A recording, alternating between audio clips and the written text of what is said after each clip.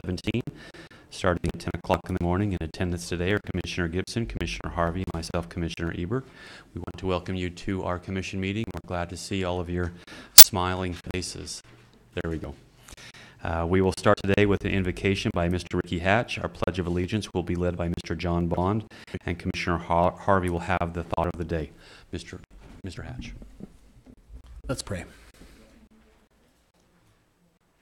Our kind Heavenly Father, we come before Thee this morning together in a spirit of gratitude for the blessings we enjoy, for this free country, for the inherent and natural rights that Thou hast given to us. We are mindful, Father, of the responsibility of government to protect those rights, and we pray that we may do so today, that decisions will be made keeping good governmental principles in mind. We ask that Thy Spirit be with us, that we can all speak freely and openly and respectfully, and that we can seek to understand each other. We're grateful for those who serve in so many different capacities in our county and in our community, and ask that Thou wilt bless those who are struggling, who suffer, who are in need of comfort, both here as well as in other areas throughout this country and the world. And we pray for these things in the name of Jesus Christ. Amen. Amen.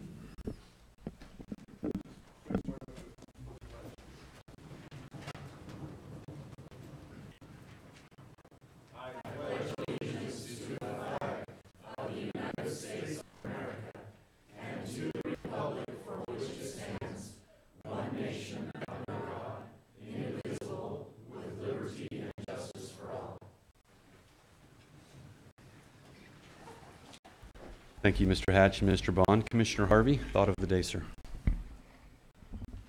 It's a Teddy Roosevelt quote on effort. Nothing in this world is worth having or worth doing unless it means effort, pain, and difficulty.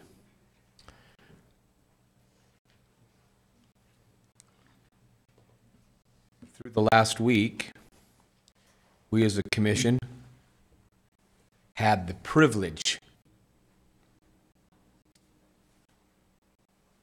of participating in some Veterans Day honor celebrations.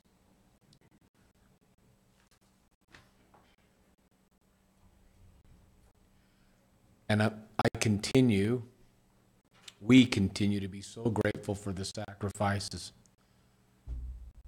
not just for the veterans, those who have served, but also for the sacrifices of families who've been left behind, the moms and the kids, the neighbors, the aunts, the nephews and nieces.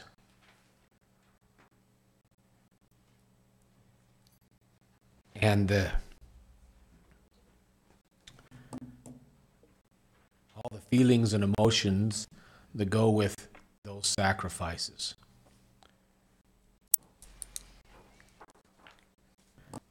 I especially appreciate those families who paid the ultimate sacrifice because of their loved one. And we honor them, and one more time, and I don't know that it's ever wrong, but Chair Ebert, I would like to just have a moment of silence still, after all these decades, to just remember again the importance of sacrifice and service, if we could. If you would join the commission in honoring our armed forces in a moment of silence.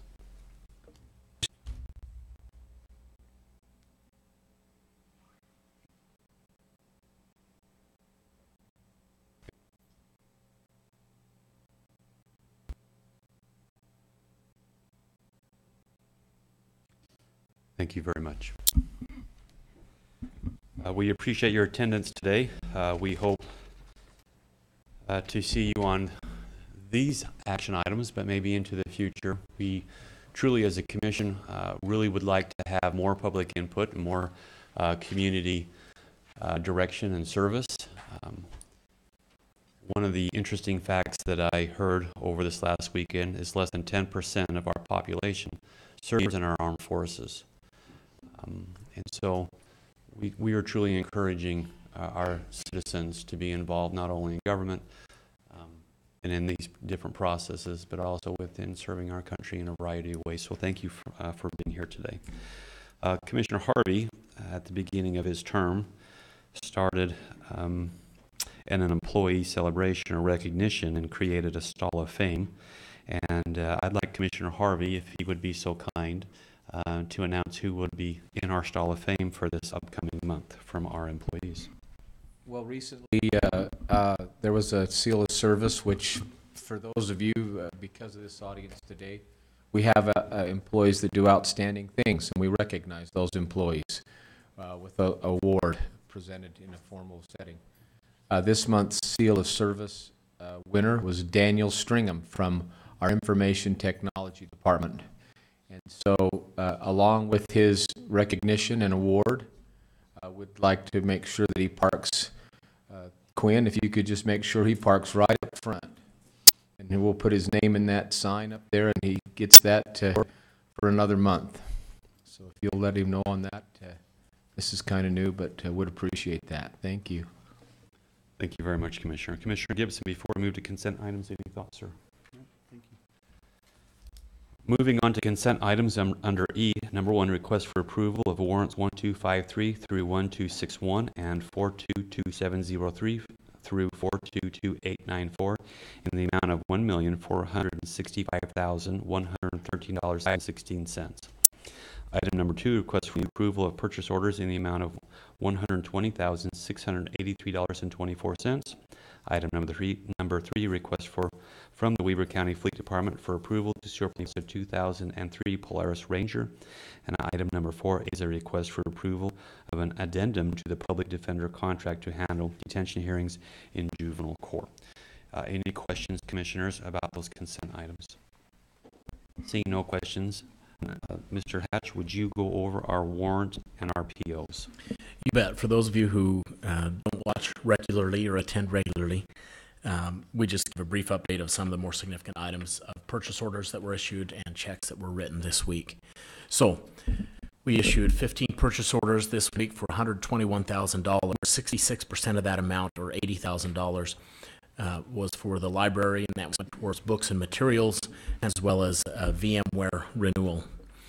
14%, or $17,000, was for the health department, and that was primarily for vaccines. 9%, or $11,000, was for the 911 dispatch, and that was for their core switch and some furnishings. We wrote 201 checks this week for $1.5 million. 31% of that amount, or $457,000, was for the library, and that was mostly for the construction up at the North Branch, the library. 28%, or $404,000, was for our transfer station, and that was primarily disposal fees. And then we had 2 items for 7%, or about $106,000. One was for IT, for some equipment and some software, and one was for dispatch, and that was also for furnishings for their new building. Thank you very much, Mr. Hatch. Any questions or concerns about the PO or warrant list? Seeing none, we're open for a motion.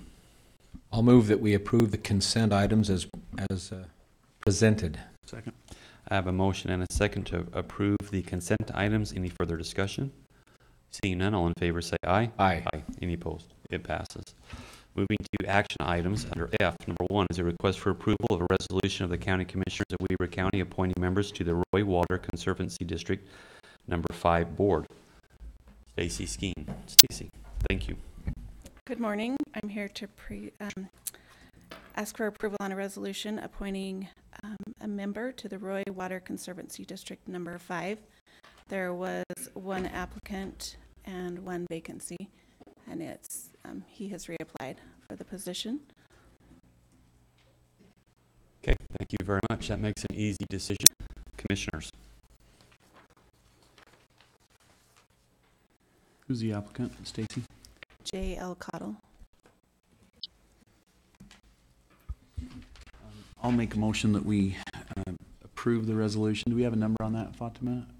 40. 46. 46, that we approve resolution number 6, reappointing Jay Cottle to the Roy Water Conservancy District.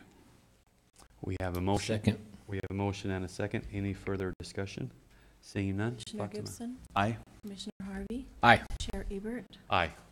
It passes. Thank you very much. We'll move to item number 2. It's a request for approval of a resolution of the County Commissioners of Weber County appointing members to the Ogden Valley Park Service District. So this is a newly organized district, and this was noticed in 4 areas throughout the district, and there are 5 vacancies. And you received 5 applicants, and these will be chosen by lot. Okay. Thank you very much. Trying to track down all those names. They're right here. You got them? Okay. Open for a motion, Commissioners? So, I don't have a copy of the names either. What's listed on our notes for the agenda, Commissioners, are Brett Hansen, Michael Rhodes, Brian Bailey, and Christopher Allen. Those are the currently No, serving those are current. members. I don't, Just looking. The new applicants are Nedra Peterson, Maureen Peterson, Nick Frohr, Brent Christensen, and M. Lance Quinn, and they were all former members of the Eden Park District, which has been combined in this new Ogden Valley Parks District. so that makes sense to me now, and I think that what I'd like to point out here is that I just, again, we've talked about this before, but it makes complete sense to consolidate, I think, these somewhat competing entities.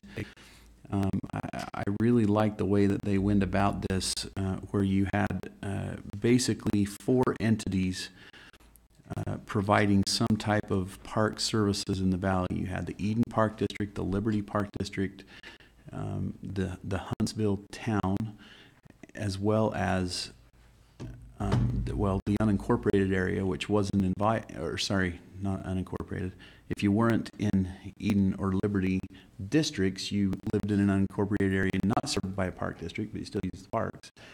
And then you also had, we have a parcel that Weber County owns that was donated as part of the Snow Basin development that was intended to be used as a park. And of course, Weber County doesn't provide park services. And so to me, this took some real creative and innovative thinking by some influential individuals to go out and say, hey, this doesn't make sense for us to compete for the same ramp grants, to compete for the same events.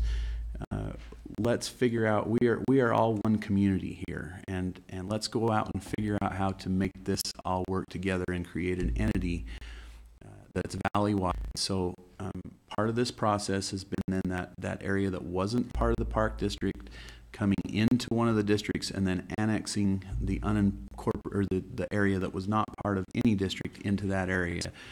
And these are the 4 people that we have here were individuals who were currently serving on the Liberty District. Mm-hmm. We're now combining it with this larger district with some of the individuals who are serving on the Eden Park District. So they figured out a way to put this together and govern together.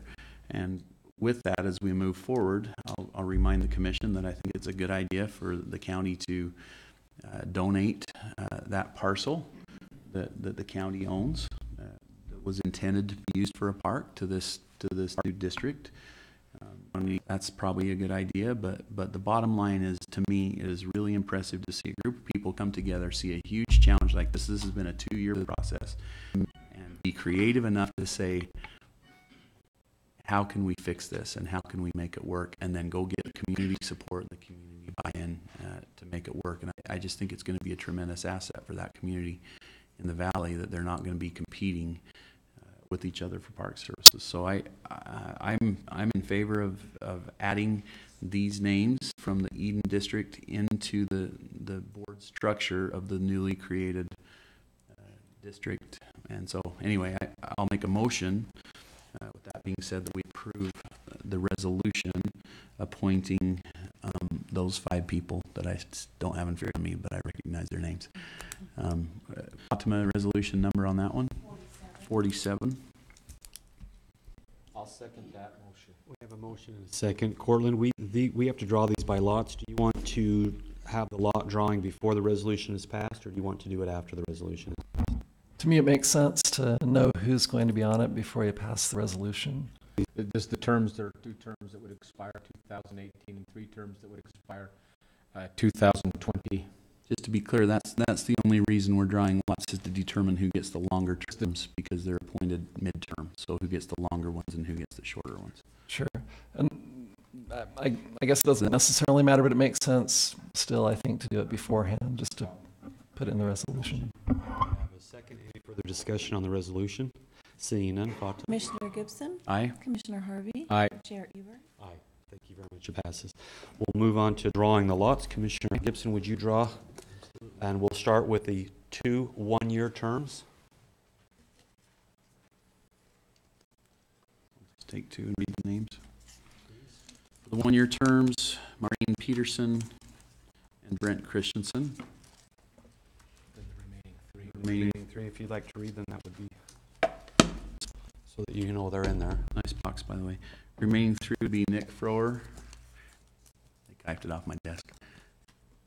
Lance Quinn and Nedra Peterson. So those would be for the 2-year terms. Do we need that in the form of a motion, Portland, or is that process good enough? I think it's on the record, so it should be good. Okay. This is going to save those taxpayers money. This move, it's good move. Okay, thank you very much, Commissioners. We'll move on to item number 3, a request for approval of a contract by and between Weber County. And thank you, Stacy, for all the work that you've done in that. Point of privilege, if I could ask Mr. Olson to present 3 and 4 at the same times, in as much as they're closely associated. So we'll move on to items 3, 4, and 5, which are all contracts. They are a request. No, not just 3 and 4. 3 and 4, sorry, not 5. By and between Weber County Wasatch Slopes Chariot Racing Association to have the World Championship Cutter and Chariot Racing Championships in 2018, 2019, and 2020 at the Golden Spike Event Center. And item number 4 is a request for approval of a contract by and between Weber County and the World Championship Cutter and Chariot Racing Association to have the World Championship Cutter and Chariot Racing Championships in 2018 and 2019 at the Golden Spike Event Center. Duncan, would you cover both of those for us? Yeah. Good morning, Commissioners.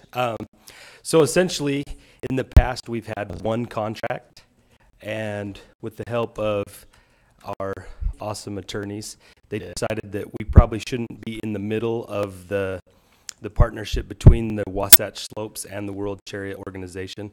And so we had to come up with 2 separate contracts for the different things that they were involved in. And so that's why there's 2 separate items. However, it is for the World Chariot finals. We've made some changes to where we will be making some money on stalls, and incrementally it'll go up every year. We also have taken possession of the exhibit hall during the chariot finals to handle the exhibitors and the vendors and different things. And so there's a couple things that we'll make some more money on as the finals continue. But overall, it's our sponsorship and the deals that we have had in place with the Wasatch Slope and the Chariots. Awesome, thank you. Questions, Commissioners? No, I think it's a good approach, and it's from when we've done it for, I think the World Chariots came to town in 1988, 86, 88. It's with the change of how business is moving, it's a good thing for the county at large, and it still preserves that chariot racing, which is a great heritage for our area here. So with that, unless Commissioner Gibson, you have anything? I'll move that we approve one, or item number 3, the contract between Weber County and the Wasatch Slopes Chariot Racing Association, and then item number 4, Weber County and the World Championship Cutter and Chariot Racing Association, both for the purpose of holding the World Chariot Championships. I have a motion. Do I have a second? I'll second. I have a motion and a second. Any further discussion? Seeing none, all in favor say aye. Aye. Any opposed? It passes. Thank you, Duncan, very much for all the great work. It's great to see cutters back in town. Item number Wait, before you move on, I just want to apologize to Shelley, who reminded me by text just now that I do have all those applications right here at the bottom of my pile. I just didn't see them. I have them on the As- backside too. As usual, she was very prepared, and I didn't There's see lots of piles here. Thank you, Item number Shelley. 5. Thank you, Shelley. Consideration and action on a request to amend the Blacksmith Village zoning development agreement originally approved in October 2000. Blacksmith Village is located at approximately 22145 North and 5500 East in Eden. Scott Mendoza. Thank you, sir. Thank you, Commissioners. Good morning. Morning, Scott. We would like to talk to you about amending a zoning development agreement, if that's okay. The applicants that are with us here today are Mr. Sean Clegg and Mr. Pack. And Commissioners, as you stated there, this is a request asking that Weber County consider amending a blacksmith village zoning development agreement that actually began clear back in the year 2000. The blacksmith shop and the village, well, the blacksmith shop, its history originally began as early as 1898. Today, what our applicants are going to be asking you about is your willingness to approve a different site plan and a different concept and extend the project's completion date by 5 years. Let me just put up a vicinity map here if I may.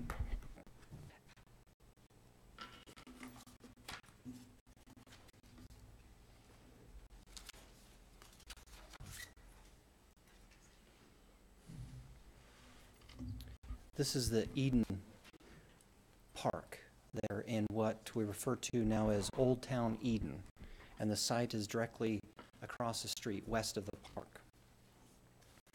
Now, as far as the presentation, I thought what I'd do is just very briefly go through a little project history, show you the current concept and site plan, show you the proposed concept and site plan, then of course just very briefly go over the recommendation that's coming to you from the Ogden Valley Planning Commission and your planning division.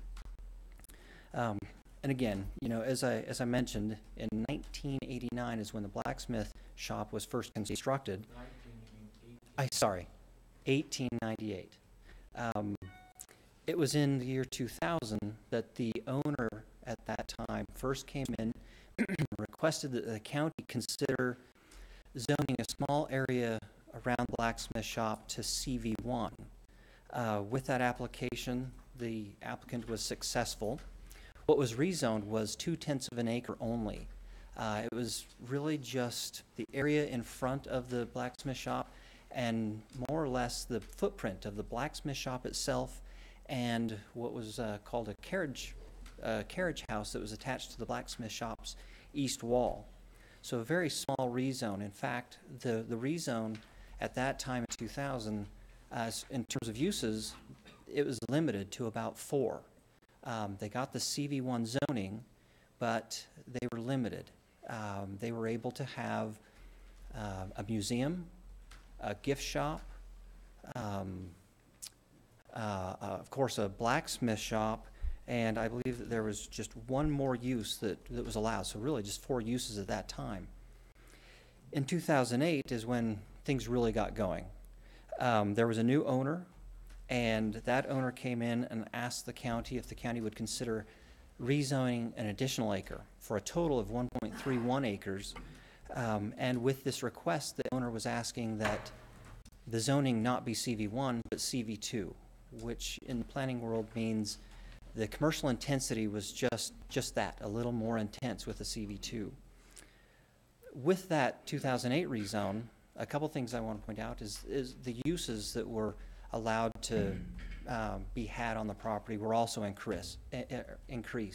A significant number of uses were allowed. There were some that the Planning Commission thought back then that were maybe just a little bit too intense for the site, and that really had to do with one thing, and that was that the general plan, the Ogden Valley general plan at that time, didn't support the expansion of any commercial uses in that area. something that the county did back then was look at its ability to support the request, not through commercial expansion, but through something else that the general plan was really adamant about, and that was the preservation of historic structures. The blacksmith shop was specifically listed in that plan, and so using zoning as a historic preservation tool, the county agreed to rezone the property, and one of the conditions of that rezone was that the blacksmith shop be structurally protected and eventually put on the National Register of Historic Places. All of that and some amendments that occurred in 2010, 11, and 13 led us to where we are today. The blacksmith shop and its development team, where they're at today, is they have a 1.31 acre commercial parcel. It's about 2/3 of the way built out, and that blacksmith shop is indeed on the National Register for Historic Places. So a huge success, I believe, for their development team and in the county.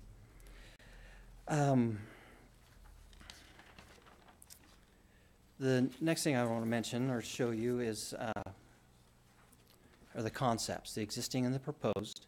What I just want to mention before we go too much further is what's being considered today. The applicants are asking you they're asking you to decide a couple things, and that is whether or not you prefer the existing concept and site plan that's in the agreement today, or if you would agree amending the agreement and replacing the old site plan and the old concept with what I'm about to show you.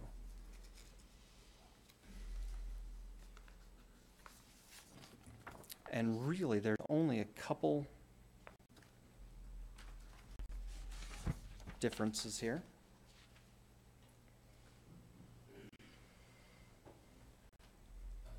This is the 5500. Mind orienting that so that we can, you orient that turn. I knew that, but just flip the paper 90 degrees so it's long clockwise. Oh, okay. Thank you. That way we can read it Okay. without turning our heads. Okay. This is 5500 East Street. This is the street that separates or lies in between the Eden Park and the Blacksmith Shop Village. This is the existing site plan.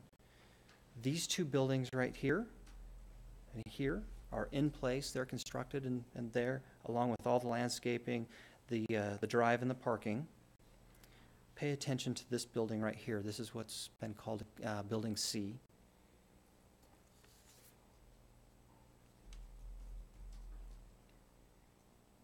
There's a color version of that.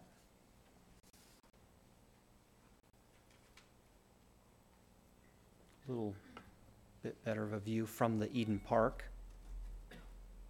The two existing buildings, the drive, and that's Building C that still remains to be built. This is an elevation of Building C, so you can see how it is similar to the front two buildings.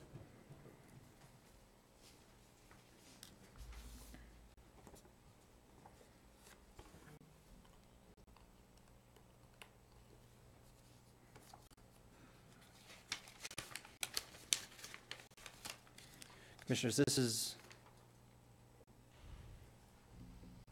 the new concept that's being proposed. This serves as a site plan. This right here is the blacksmith shop with its addition and what they've called the sister building. As far as the changes with the concept, you can see the new building.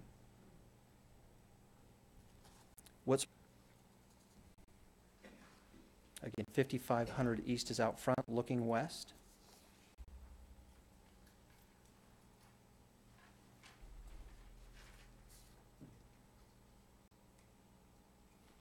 It's a close-up of the new proposed building.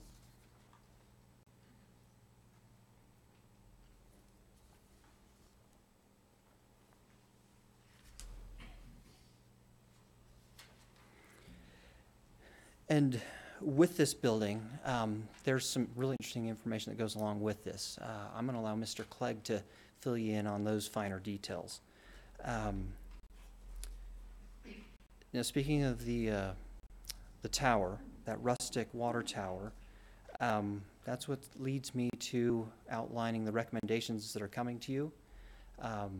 Because the tower is just the one subtle spot within the recommendation where staff has a little bit different opinion than the Ogden Valley Planning Commission. And I'll go through that in just a second. But what I want to, excuse me? The tower is the only thing I like. Well, we're, You like it where it's at. I like The- water towers. well, I'm listening. I'm just having fun we with you. think that that tower stands to serve a great purpose, which is a landmark. Add a lot of feeling and a sense of place to the area. So to let the cat out of the bag a little bit early, planning staff would prefer to see that about 10 feet taller than what the planning commission is recommending to you, but I'll cover that here in just a second.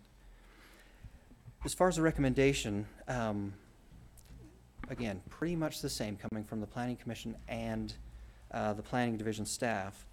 But in a nutshell, what we're asking or what we're recommending to you is that you amend the concept development agreement as proposed, retain all applicable conditions that are listed in the conditions section that are in the draft agreement that's in your packet.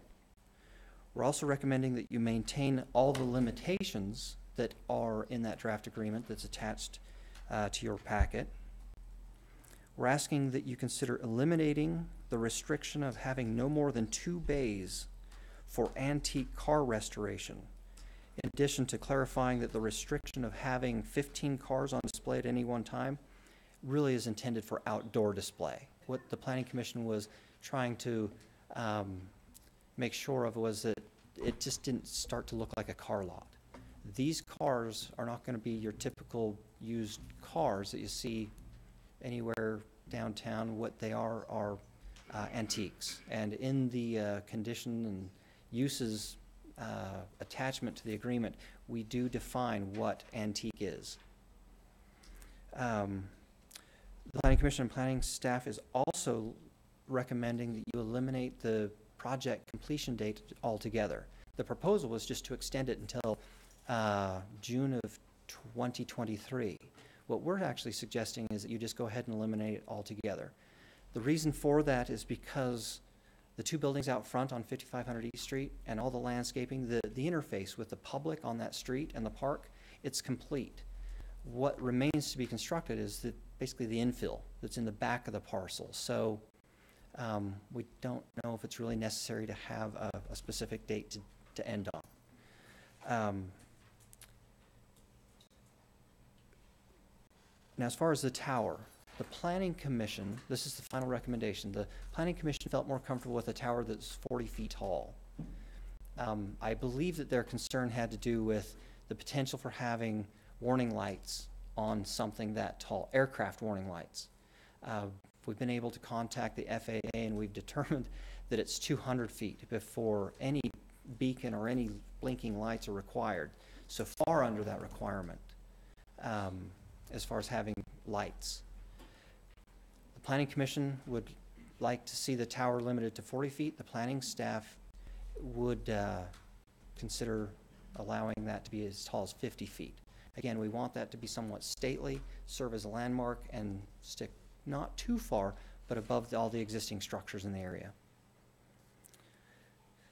So with all of that being said, I'd be happy to answer any questions that you might have. Otherwise, if you don't, I'll move out of the way and allow our applicants some time with you. Yeah, one of the things that struck me is your reason again for not having a completion date. That sends a little bit of a red flag up for me, because without a completion date, there wouldn't be motivation for landscaping or some of the things that make it, it just depends. Most responsible developers will take care of it early. And sometimes that landscaping's the first to go in so the trees and everything can mature and be nice. But I'd hate to see something, if we adopt it and something were to happen, it just never be a finished product. And when I travel by there, I think that's really a cool piece up there. Beautiful. Really, really cool.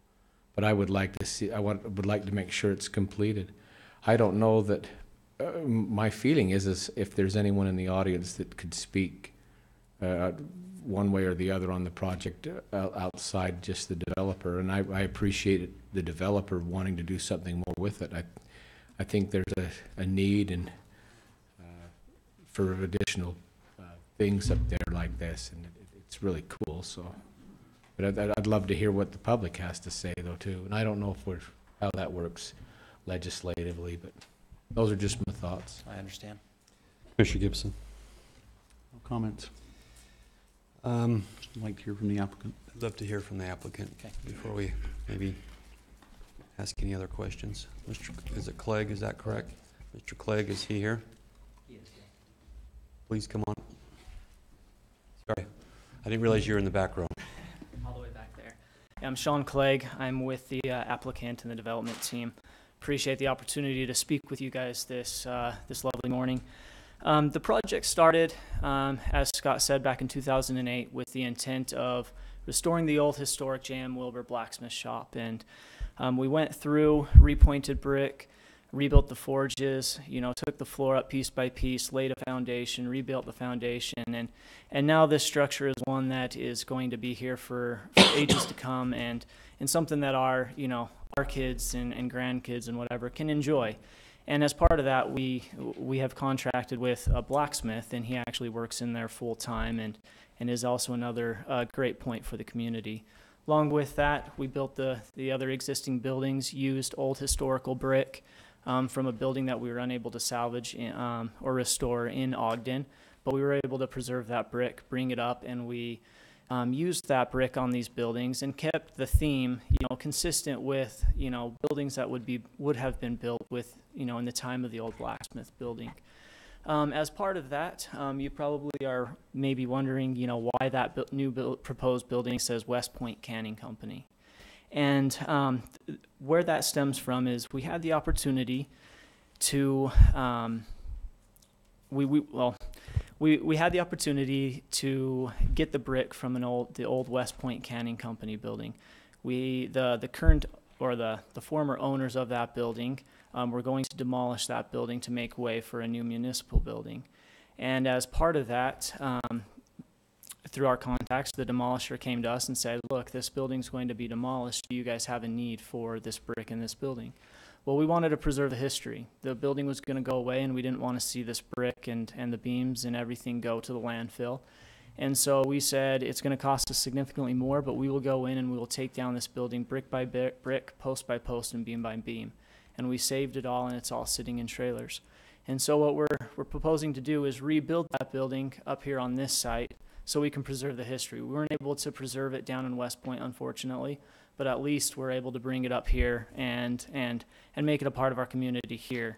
And as a tribute to that, we do want to put on the building West Point Canning Company, just to kind of make it known that that's what the history of this building was. And I think it's a kind of a cool and unique thing. It does change, our proposed plan from before, but I think it adds to it and really emphasizes what we're trying to do with this development and create a walkable space and a space that people can come and have a destination in Eden, which is something that is kind of lacking up there. As a resident of Eden, and all of our development team, resides up there as well. We want to see something that we're going to enjoy as well, and this is our little contribution to that.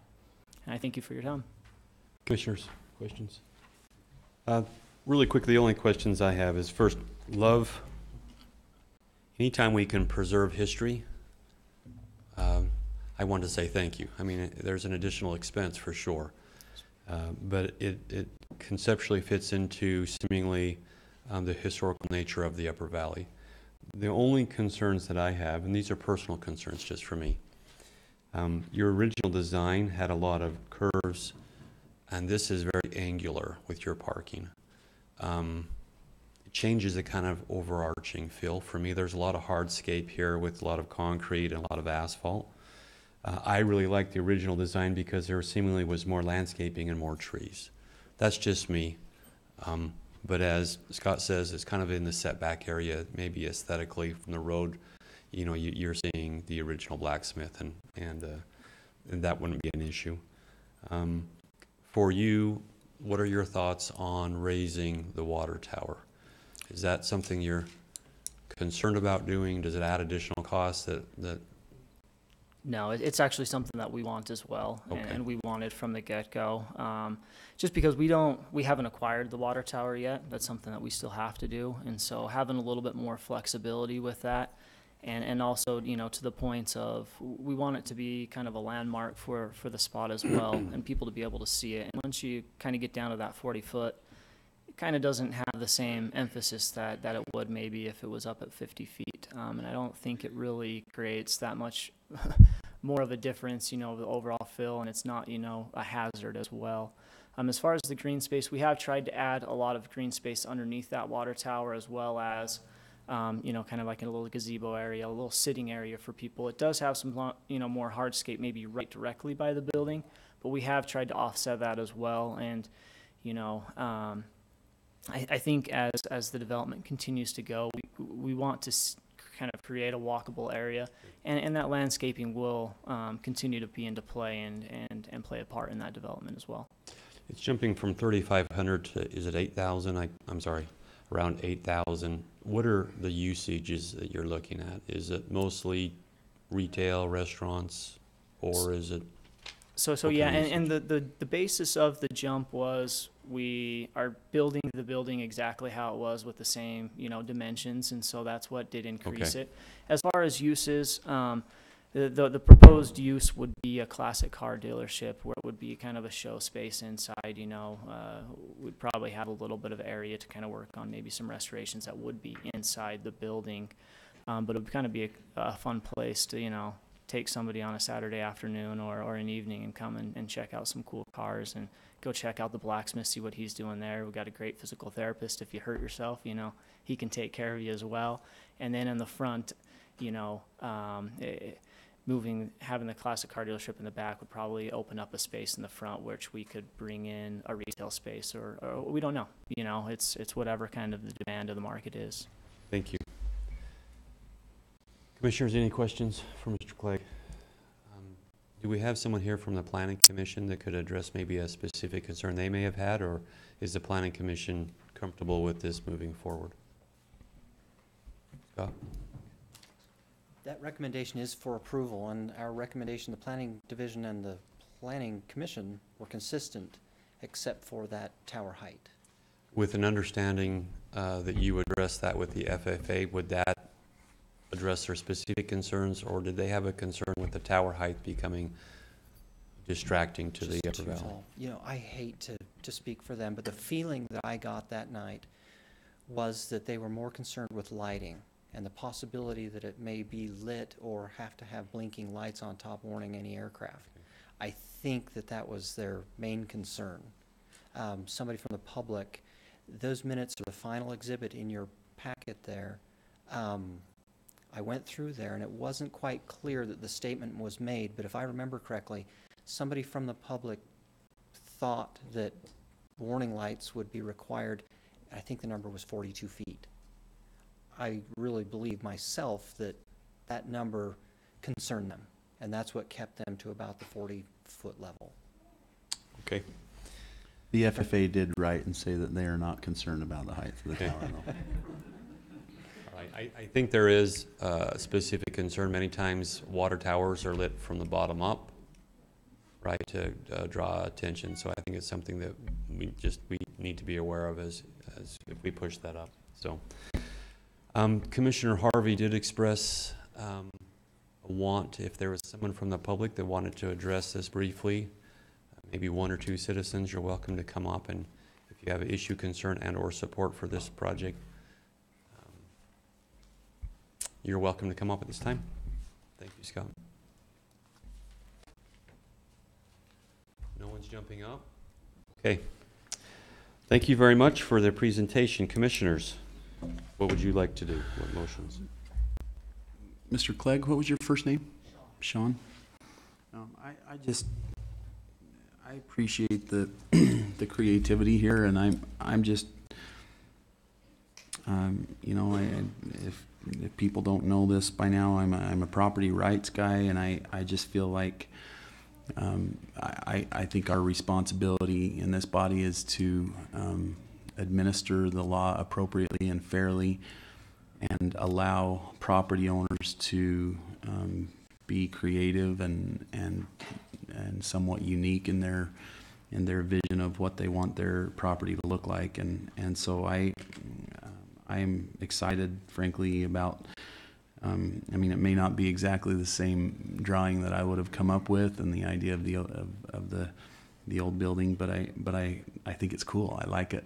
What I like the most is that an individual or a property owner is taking it on themselves to figure out what works for them and what's important to them. And in this case, it's the restoration of this old building, and sometimes that's not always the cheapest option, and yet by the same token, something that means something to you and is valuable, and I think it certainly will be an asset to the community. I don't know how much money people stopping by looking at old cars is going to bring in, but it certainly brings in a neat feel and a neat, I think, community perspective there, and I think it might be a fun thing. And so I just commend you for being creative, thinking outside of the box, and looking forward in a way that makes sense to you. And you know, I'm about empowering that type of thought process, and so from my perspective, I can't see anything here that violates any of our policies or procedures. We do have some discretion on height, and I think that argument has been made to me that it would make more aesthetic sense to have that water tower up a little higher to show the to serve as somewhat of a landmark in the area, and I think that's a great thing. I don't have any concerns with that, so I'm in favor of proceeding from the standpoint that with the recommendation of planning staff, and I know that there is that slight difference in what the planning commission recommended, and again, anytime we do something different than the planning commission, sometimes we're accused of not caring what they say, but that's not the case. I think that there's a couple different ways to look at that, and you've made a good argument, Scott, for why planning staff makes that recommendation. I think when it comes right down to it, there probably won't be significant pushback from the planning commission. That's my guess on that height. So I'm in favor of the project and the zoning development agreement as it is approved, or as it is presented to us today. I don't want to take the time from any other commissioners to mention anything, but I'm ready to make a motion if you would like that to happen at this time. I think we're ready. Okay, I'll make a motion that we approve the amendment, including, which I guess would include passage of the zoning development agreement, amending the Blacksmith Village, which was originally approved in October of 2000, located at 2145 North, 5500 East in Eden. I'll second that motion. I have a motion and a second. Any further discussion? Seeing none, all in favor say aye. Aye. Aye. Any opposed? It passes. Thank you very much. Appreciate your time, Scott. We'll move on to item number 6.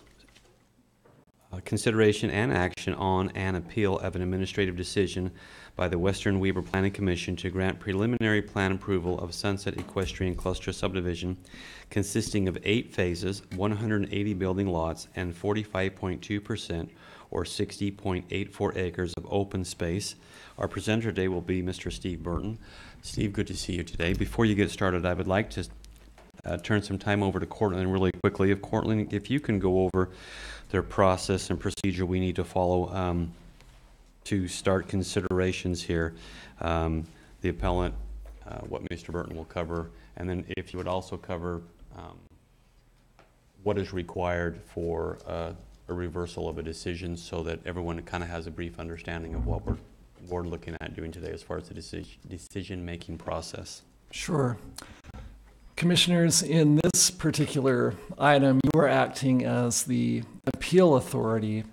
There was already a decision made by the Western Weber Planning Commission in this case. They were acting as the land use authority for preliminary plan approval of this cluster subdivision. And in your role as appeal authority, your job is to determine whether the land use authority, in this case the Planning Commission, correctly interpreted and applied the plain meaning of the land use regulations. And in doing that, the appellant, who I understand in this case is named Shea Bitton, has the burden of proving that the Planning Commission erred in its decision. You must interpret and apply a land use regulation to favor a land use application unless the land use regulation plainly restricts the land use application. That's according to state law. And you need to take a look at the facts if there are any disputes as to any fact that is presented. You don't have to give any deference to what the Planning Commission decided. You're free to make your own determination as to what the facts are. Based on those facts, you should make findings and then use those findings to make your determination. As far as the process for doing that, since Shea Bitton has the burden of proving that the Planning Commission erred in its decision, I would recommend that you have Mr. Burton present just a very brief overview of the background here, the type of decision, without getting into the defense of the Planning Commission decision at this point. I would recommend that you have Shea Bitton present the argument for why the decision should be overturned, and then have Mr. Burton come up, present his case as to why the Planning Commission decision should be upheld. You may wish to hear from the developer who originally filed the application for this cluster subdivision. And I would recommend that since it is an appeal, it's not a legislative decision you're making, I would recommend not opening it up to public comment, because that could lead to grounds for overturning your decision, whatever you end up deciding, if that decision that you make were to get appealed, because this is not a situation where any other information should come in other than what the Land Use Authority already considered here. They had their public meeting before the Planning Commission. They took whatever evidence they felt was appropriate. Your job is to determine whether, based on the law, they made the right decision, based on the facts that were before them and based on the law. So in this kind of a context, it doesn't make sense and is legally risky to open it up to public comment. So if I understand appellates correctly, the appeal process is specifically designed to evaluate and review the evidence as presented to the original decision maker to see if that evidence that they initially had was incorrectly applied or interpreted. Any additional information that is brought into the appeal process then contaminates that initial process and opens up legal recourse to overturn the appeal decision. And that's why your recommendation is that we do not take any additional evidence other than what the appellant is producing. Is that correct? yes, it is. Commissioner Gibson. So how do we know what that public comment might have meant to the Planning Commission, to that original decision? If we don't hear that ourselves, how would we then be able to determine what impact that had on that original body? From reviewing the staff report that was provided, there was, at the end of it, a copy of the minutes that were taken from that meeting, a draft copy of the minutes. And so that would include a recitation of the public comment that was provided, if any was provided, in a particular case. That's where you would find that. And in terms of the impact that had, that would have had to be explained either through the Planning Commissioner's comments during that meeting as recorded in the minutes, or in any written decision that they issued where they made findings, explained their decision. So that would, the only means available to you for that would be either in the minutes or in a written decision that was issued. So other than that, I don't know of a way for you to find that information. And that's one of the reasons, frankly, why it's good to make detailed findings and a good record of your decision and the reasons for it. Okay, thank you very much. So, Steve, moving forward, this is the portion of this appeals hearing for you to kind of present a general overview.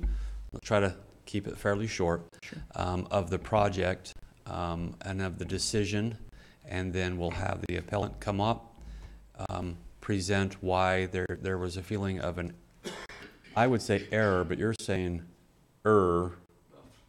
That's a legal term, Commissioner. The Planning Commission erred, E-R-R-E-D, made an error. And then at that point, Steve, you would come up and express why the Planning Commission made a decision that was not an error, or you can explain that there possibly was an error and make a suggestion what direction we need to move forward.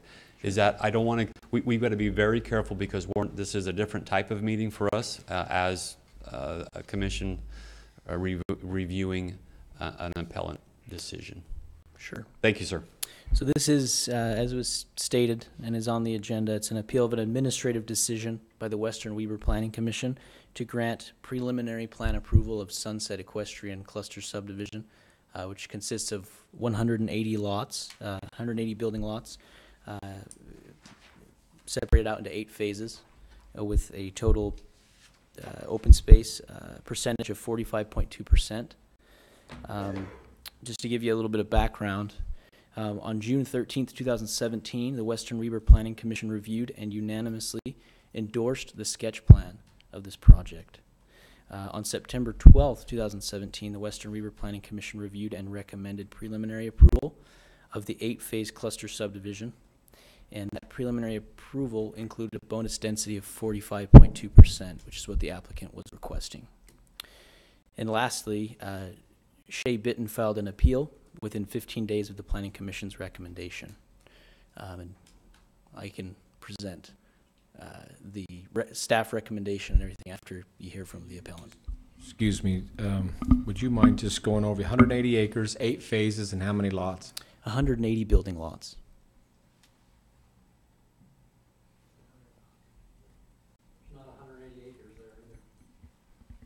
We'll get into that just 1 second. I'm sure that will be part of the appeal, some of those specifics. And again, what we don't want to do is make a finding, and because of excited utterance from the crowd, give someone legal standing to one way you're never in trouble here. But what I don't want to do is give legal standing for someone to go to try to overturn a decision. And so let us be patient with us as we work through the process. There will be time outside of this for some public comment, and we'd love to hear some of those comments. So thank you very much. Shea, please come up. Good to see you, sir. I'm not Shea Bitten. She's much prettier than I am, but my name's Greg Bell. I live at 4023 West, 2100 South in Taylor, and I am asked to speak on the community's behalf. So the appeal that Shea presented to the planning staff represented the view from several of us that got together and reviewed this plan. I guess I'm not sure how much of this to cover, but the Sunset Equestrian Cluster Subdivision covers 0.17 square miles or 113 developable acres.